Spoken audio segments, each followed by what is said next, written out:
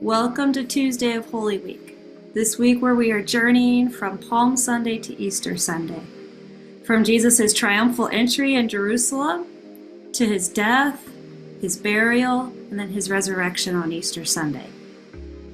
As we reflect today, we're going to read from the book of John chapter 12. And as we read, as you listen, I want to encourage you to reflect in two spaces, to listen closely in two ways. First, to just ask, what is coming to the surface for you? What's the thing standing out? What resonates with you most out of this passage?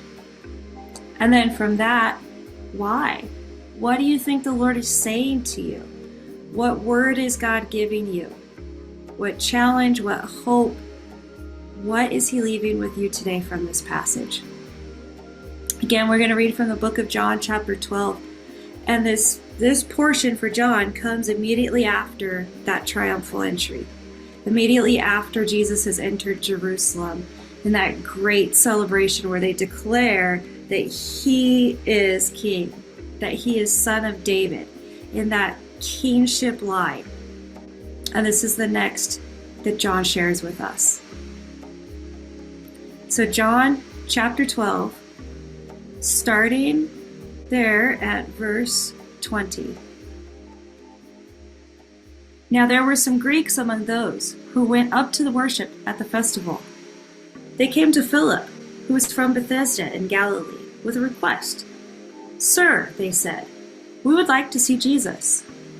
Philip went to tell Andrew. Andrew and Philip in turn told Jesus. Jesus replied, "The hour has come for the Son of Man to be glorified. Very truly I tell you, unless a kernel of wheat falls to the ground and dies, it remains only a single seed. But if it dies, it produces many seeds. Anyone who loves their life will lose it, while anyone who hates their life in this world will keep it for eternal life. Whoever serves me must follow me, and where I am, my servant will also be. My Father will honor the one who serves me. Now, my soul is troubled. And what shall I say? Father, save me from this hour? No, it was for this very reason I came to this hour. Father, glorify your name." Then a voice came from heaven. "I have glorified it, and will glorify it again." The crowd that was there and heard it said it had thundered. Others said an angel had spoken to him. Jesus said, "This voice was for your benefit, not mine. Now the time for judgment on this world.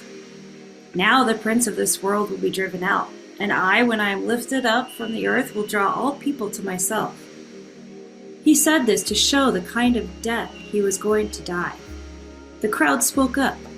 "We have heard from the law that the Messiah will remain forever. So how can you say the Son of Man must be lifted up?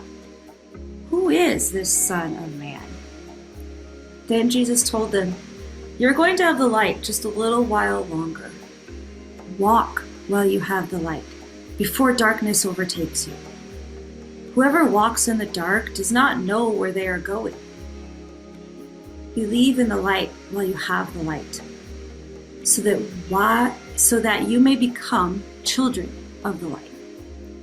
When he had finished speaking, Jesus left and hid himself from them. The word of the Lord spoken to us.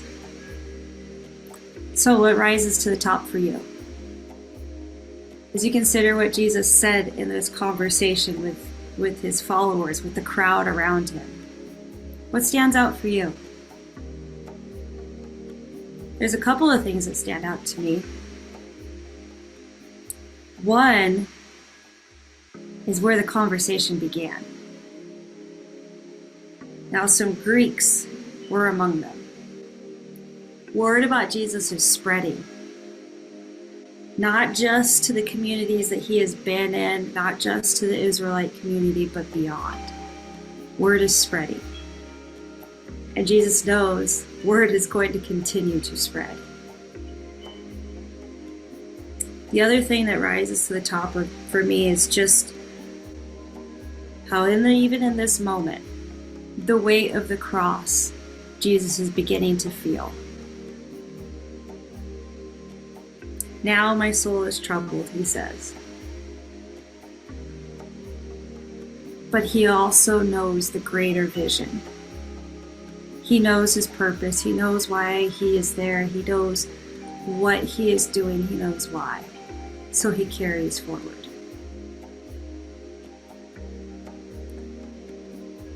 I think that's some of the beauty in this, is the constant carrying forward, the constant staying exactly in who he is and living that in front of everyone. I think that's some of the beauty out of this. That those around him, they knew he was sent from God. They knew he was different, and it couldn't be contained to just one group. Word of him spread. But it didn't compromise for him ever who he was or who he is. Jesus stays faithful to who he is and to his commitment to the plan of God. That's some of my reflection. I'd encourage you to maybe take more time through the day to pull the passage back up and to continue to reflect. What does God speak to you? How is he shaping you? Where does he draw you into his story? And how does that shape as you look at the world around you? Hope that your week is very blessed, that you are finding these moments where God is speaking into your life. And then we hope too that we will be able to gather with you on Good Friday as we celebrate that mile marker day, that day where we celebrate his death, his crucifixion. Again, we'll be gathered Friday evening together to just reflect on that moment of the story before the resurrection. So we hope to see you then, as well as the other days, through these readings, through these reflections. May God bless you and keep you as you move through your day and through your week.